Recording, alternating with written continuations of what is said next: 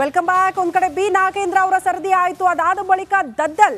ನಿನ್ನೆ ಇಡಿ ಅಧಿಕಾರಿಗಳು ಬೆಳ್ಳಂಬೆಳಗ್ಗೆ ದದ್ದಲ್ ಅವರ ನಿವಾಸಕ್ಕೆ ದೌಡಾಯಿಸಿದ್ರು. ಅವರ ಬಂಧನ ಆಗೇ ಬಿಡುತ್ತೆ ಅಂತ ಹೇಳಲಾಗ್ತಾ ಇತ್ತು. ಬಟ್ ನಿನ್ನೆ ಅವರ ನಿವಾಸದಲ್ಲಿ ಇರಲಿಲ್ಲ, ನಾಪತ್ತೆಯಾಗಿದ್ರು. ದಿಢೀರ್ ಅಂತ SIT ಕಚೇರಿಯಲ್ಲಿ ದದ್ದಲ್ ಅವರು ಹಾಜರಾದ್ರು. ಯಾಕೆ ಹೀಗಾಯ್ತು? ದದ್ದಲ್ ಅವರು ಆತಂಕಗೊಂಡಿದ್ದೇಕೆ? ಏನ್ ಬೆಳವಣಿಗೆ ಆಗುತ್ತೆ ಇವರ ಪ್ರಕರಣದಲ್ಲಿ? ಈ ಕುರಿತ ಒಂದು ವರದಿ ಇದೆ, ಬನ್ನಿ ನೋಡ್ಕೊಂಡು ಬರೋಣ.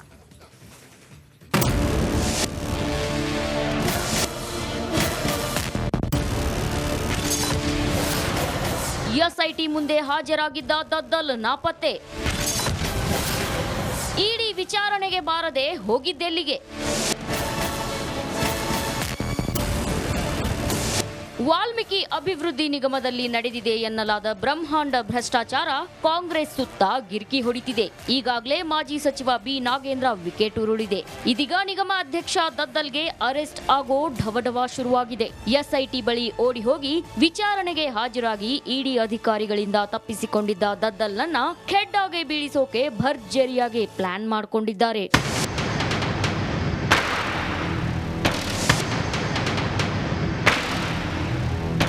ಹಾಗಾದ್ರೆ ದದ್ದಲ್ ವಿರುದ್ಧ ಇರೋ ಗಂಭೀರ ಆರೋಪಗಳು ಏನು ಅನ್ನೋದನ್ನ ನೋಡೋದಾದ್ರೆ,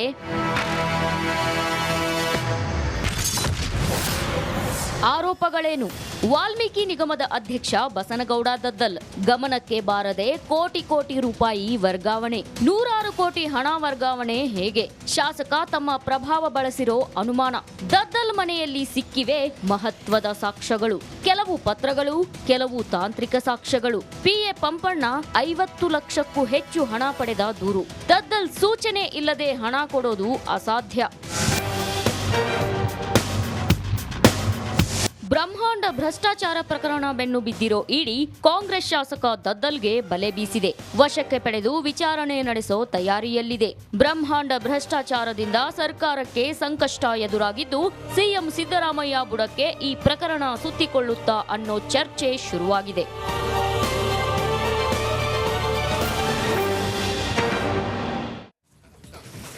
ಈ ಬ್ರಹ್ಮಾಂಡ ಭ್ರಷ್ಟಾಚಾರ ಸಿಎಂ ಸಿದ್ದರಾಮಯ್ಯನವರ ಬುಡಕ್ಕೆ ಬರುತ್ತಾ ಅನ್ನೋದು ಪ್ರಶ್ನೆ ಆಗ್ತಾ ಇದೆ. ಈ ಮಾತನ್ನ ನಾವು ಹೇಳ್ತಾ ಇಲ್ಲ, ಬದಲಾಗಿ ಕೇಂದ್ರ ಸಚಿವ ಪ್ರಹ್ಲಾದ್ ಜೋಶಿ ಅವರೇ ಈ ವಿಚಾರವನ್ನ ಪ್ರಸ್ತಾಪ ಮಾಡ್ತಿದ್ದಾರೆ.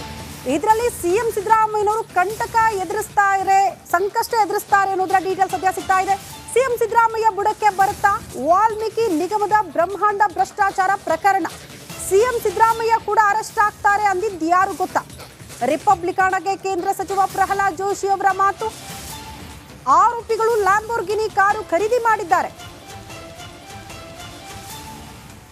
ನಿಗಮದ ಹಗರಣ ಮತ್ತು ಮೂಢ ಹಗರಣ ಸಂಬಂಧಪಟ್ಟಂತೆ ರಾಜ್ಯ ಸರ್ಕಾರ ಮತ್ತು ಸಿದ್ದರಾಮಯ್ಯ ಭಾರಿ ಗಂಭೀರ ಆರೋಪಗಳು ಕೇಳಿಬರ್ತಾ ಉಂಟು. ಈ ಬಗ್ಗೆ ಬಿಜೆಪಿ ಕೂಡ ಸಾಕಷ್ಟು ಹೋರಾಟ ಮಾಡೋಕ್ಕೆ ಮುಂದಾಗಿದೆ. ಈ ಬಗ್ಗೆ ಮಾತಾಡೋಕ್ಕೆ ಹಿರಿಯ ಮುಖಂಡರು ಮತ್ತು ಕೇಂದ್ರ ಸಚಿವರಾದಂಥ ಪ್ರಹ್ಲಾದ್ ಜೋಶಿ ನಮ್ಮ ಜೊತೆ ಇದ್ದಾರೆ.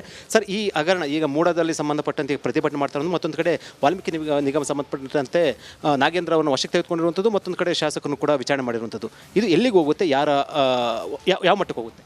ನಾನು ಇದನ್ನು ಈ ಎರಡೂ ಹಗರಣಗಳು, ಮೊದಲಿದ್ದು ವಾಲ್ಮೀಕಿ ಹಗರಣದಲ್ಲಿ ಸಿದ್ದರಾಮಯ್ಯನವರಿಗೆ ಒಬ್ಬ ಹಣಕಾಸು ಸಚಿವರಾಗಿ, ಇಷ್ಟೊಬ್ಬ ಅನುಭವಿ ಆಡಳಿತಗಾರರಾಗಿ ಅವರಿಗೆ ಗೊತ್ತಿರಲಾರದಂತೆ ಈ ಹಣ ಟ್ರಾನ್ಸ್ಫರ್ ಆಗಿದೆ. ಬ್ಯಾಂಕ್ನಲ್ಲಿದ್ದಂಥ ಅಧಿಕೃತವಾದಂಥ ಸರ್ಕಾರಿ ದುಡ್ಡು ಅನಧಿಕೃತ ವ್ಯಕ್ತಿಗಳಿಗೆ ಟ್ರಾನ್ಸ್ಫರ್ ಆಗುತ್ತೆ ಅಂತ ನಂಬಲ್ಲ.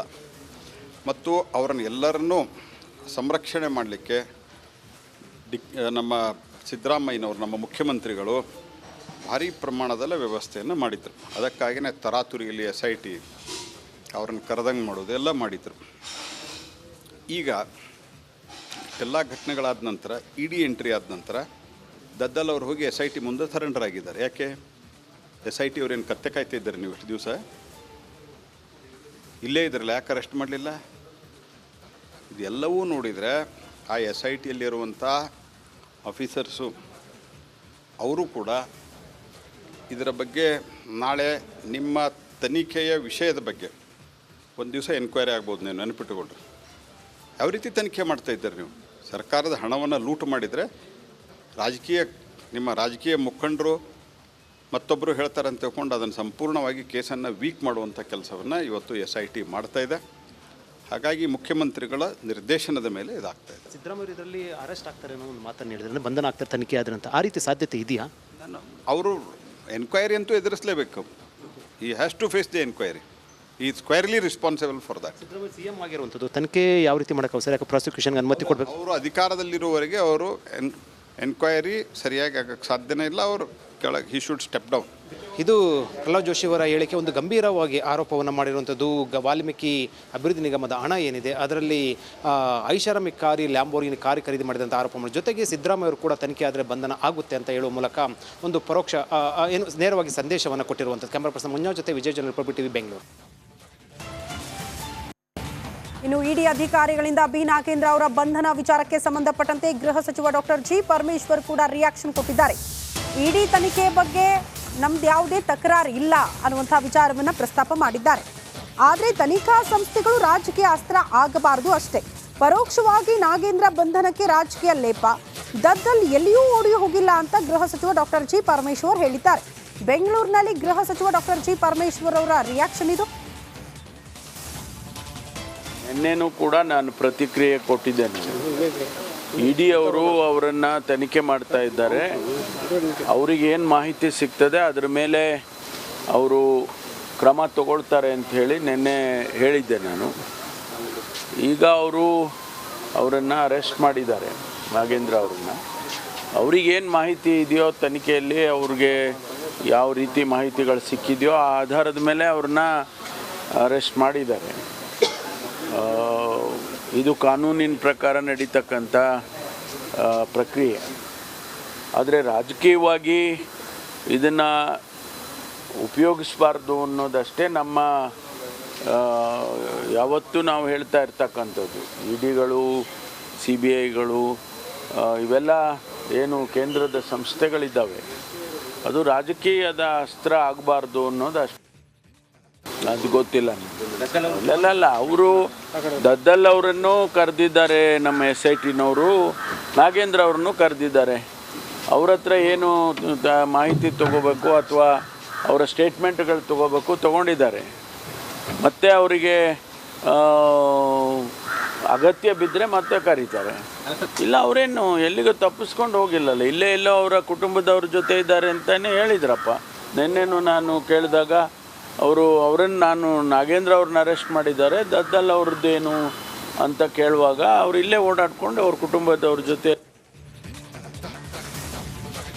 ಸೊ ನೋಡಿ, ಸಂಸದ ಜಗದೀಶ್ ಶೆಟ್ಟರ್ ಅವರು ಕೂಡ ಒಂದು ರಿಯಾಕ್ಷನ್ ಕೊಟ್ಟಿದ್ದಾರೆ. ಇದೇ ಬೆಳವಣಿಗೆಗೆ ಸಂಬಂಧಪಟ್ಟಂತೆ ಸಿಎಂ ಸಿದ್ದರಾಮಯ್ಯನವರ ಮುಖವಾಡ ಈಗ ಕಳಚಿ ಬಿದ್ದಿದೆ, ಹಾಗಾಗಿ ಅವರು ರಾಜೀನಾಮೆ ಕೊಡಲೇಬೇಕು ಅಂತ ಬಿಜೆಪಿ ನಾಯಕರು ನಾವು ಆಗ್ರಹ ಮಾಡ್ತೀವಿ ಅನ್ನುವಂತಹ ವಿಚಾರವನ್ನ ಪ್ರಸ್ತಾಪ ಮಾಡಿದ್ದಾರೆ. ಬಾಗಲಕೋಟೆಯಲ್ಲಿ ಸಂಸದ ಜಗದೀಶ್ ಶೆಟ್ಟರ್ ಅವರ ಹೇಳಿಕೆ ಮೂಡಾ ಸೈಟ್ ಹಗರಣದಲ್ಲಿ ಸಿಎಂ ಶಾಮೀಲಾಗಿದ್ದಾರೆ. ಸಿಎಂ ಉದ್ದೇಶಪೂರ್ವಕವಾಗಿಯೇ ಮೌನವಾಗಿದ್ದಾರೆ. ಕೆಂಪಣ್ಣ ಆಯೋಗದ ವರದಿಯನ್ನು ರಿಲೀಸ್ ಮಾಡಲಿ, ಸಿಎಂ ಸಿದ್ದರಾಮಯ್ಯನವರಿಗೆ ಜಗದೀಶ್ ಶೆಟ್ಟರ್ ಸವಾಲ್